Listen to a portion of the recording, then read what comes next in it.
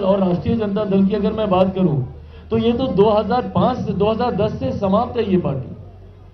2010 में जिस तरीके से एनडीए को प्रचंड बहुमत, एक ऐतिहासिक बहुमत मिला था, उसी वक्त राजद को अस्वीकार कर दिया गया था और ये अस्वीकार 2005 में भी हो गया था। तो एक बार जो 90 के जंगल राज के बाद, उन 15 सालों के शासन के बाद जनता ने राजद को अस्वीकार करने का काम किया। बिहार की जनता ने कभी उन्हें दोबारा स्वीकार नहीं किया। अब उसके बाद से परिस्थितियां बनती गई। 2010 में जनता ने स्पष्ट जनादेश दे दिया कि भैया राष्ट्रीय जनता दल जंगल राज वाला नेतृत्व तो हमें नहीं चाहिए। पर 2015 में परिस्थितिवश पुनः उन्हें मौका मिला।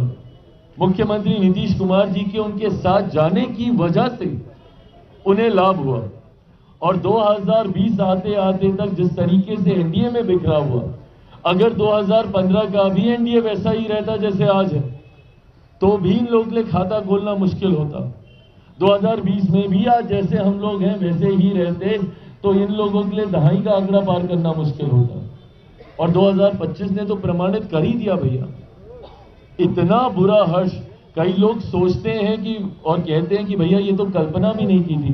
बिल्कुल कल्पना की थी, मैंने कल्पना की थी और मैं बार बार आप लोगों से बातचीत के दौरान इस बात को मैं कहता रहा था और मैं कह रहा था कि भैया अगर हम लोग यूनाइटेड तौर पर चुनाव लड़ लेंगे तो कोई कारण नहीं है कि राष्ट्रीय जनता दल या महागठबंधन अस्तित्व में भी आ सके।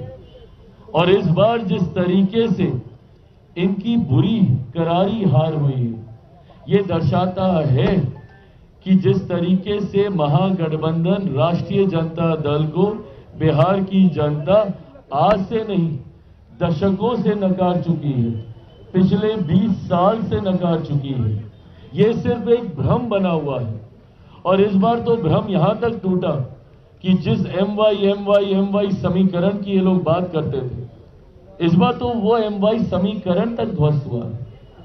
और इस बार कई ऐसे एम हैं एक बड़ी संख्या में जिन्होंने हम लोगों का साथ देने का काम किया, जो मुख्य धारा के साथ जुड़ना चाहते हैं।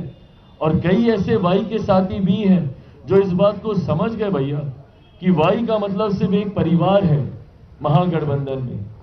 वाई का मतलब मुख्यमंत्री भी मैं, मेरे जेल जाने के बाद मेरी अर्धांगिनी, अगली पीढ़ी आएगी तो मेरा बेटा सांसद बनने की बात आएगी तो मेरी बेटी, कोई भी लाभ मिलने की बात होगी तो मेरा परिवार। तो वाई भी इस बात को अच्छी तरीके से समझ गया। आज उसी समाज से आने वाले मेरे कई विधायक आप सबके पीछे यहां पर मौजूद हैं। तो ऐसे में चुनाव पहले दिन से ही स्पष्ट था कि जिस एकजुटता के साथ एनडीए चुनाव लड़ रहा था, जहां पर बात सिर्फ विकास की हो रही थी, जहां पर बात डबल इंजन से मिलने वाले लाभ की हो रही थी, जहां पे बात मेरे प्रधानमंत्री के सोच की हो रही थी, जहां पे बात मुख्यमंत्री नीतीश कुमार जी के अनुभव की हो रही थी, जहां पे बात बिहारी फर्स्ट की हो रही थी, जहां पे एनडीए घटक दलों की एकजुटता की बात हो रही थी, तो वहीं दूसरी तरफ महागठबंधन के अहंकार की बात हो रही थी, एक दूसरे को सम्मान ना देने की बात हो रही थी। आप बताइए भैया ये कौन सहज स्वीकार करेगा कि इतनी माथापच्ची के बाद, हाथ पांव जोड़ने के बाद, एक दूसरे को आंख दिखाने के बाद तो आपने मुख्यमंत्री के चेहरे पे सहमति दी। अगर ये सहमति इतनी पहले ही थी तो राहुल जी तो घूम के गए थे ना भैया बिहार, उस वक्त घोषणा कर देते उनके चेहरे पर किस तरीके से उनको डराना धमकाना पड़ा, तब जाके वो चेहरे की घोषणा हुई। और एक और जो उप मुख्यमंत्री बनने के लिए भैया पूरी पार्टी को ही उन्होंने स्वाहा कर दिया। और उस पर भी अहंकार उस गठबंधन का देखिए कि जनादेश अभी तक आया नहीं था और 18 तारीख को हम शपथ लेंगे, 18 तारीख को हम शपथ लेंगे। ये लोकतंत्र की भाषा नहीं है, ये अहंकार की भाषा है, ये तानाशाही की भाषा है। और जिसको 90 के दशक के बाद जनता ने नकारा तो आज तक उन्होंने कभी स्वीकारा नहीं।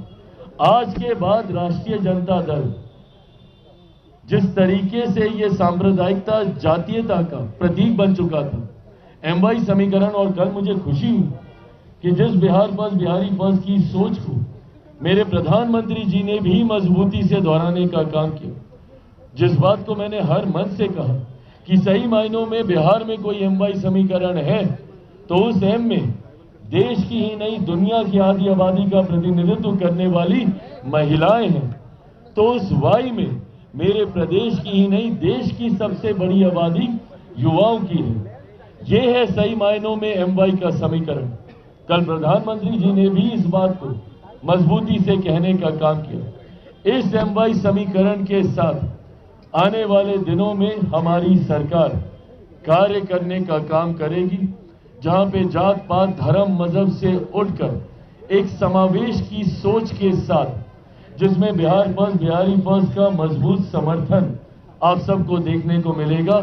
मेरे प्रधानमंत्री के सोच वाली सरकार, मुख्यमंत्री नीतीश कुमार जी के अनुभव वाली सरकार, बिहार फर्स्ट बिहारी फर्स्ट के समर्थन वाली सरकार आने वाले दिनों में आप सबको देखने को मिलेगी। मैं ये मानता हूं कि अगले 5 साल बिहार के लिए एक स्वर्णिम काल के तौर पर होंगे।